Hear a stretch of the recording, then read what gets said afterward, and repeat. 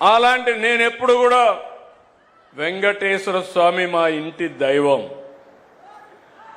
నేను ఎప్పుడు మా ఇంటి నుంచి చూస్తే వెంకటేశ్వర స్వామి నామాలు కనపడస్తాయి మంగాపురం ఆ సైడ్ నుంచి.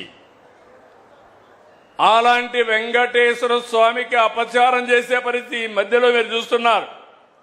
అధికారంలో ఉంటే బూతులు తిడతారు, అపోజిషన్లో ఉంటే కూడా బూతులు తిడతారు. ఇది ఎక్కడ న్యాయమో ఏమయ్యా? మీకు ఇది కరెక్టేనా? మీకైతే కోపం రాదా? మీ తల్లిని తిడితే మీకు కోపం రాదా? మీ ఇంట్లో వాళ్ళని తిడితే మీకు కోపం రాదా? మనం తిట్టించుకోవడానికి రాజకీయం చేస్తున్నావా?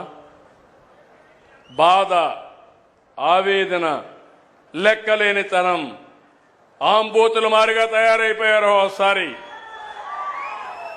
రెచ్చగొట్టే ప్రయత్నాలు చేస్తున్నారు. రాష్ట్రాన్ని సర్వనాశనం చేశారు, గంజాయి మయం చేశారు.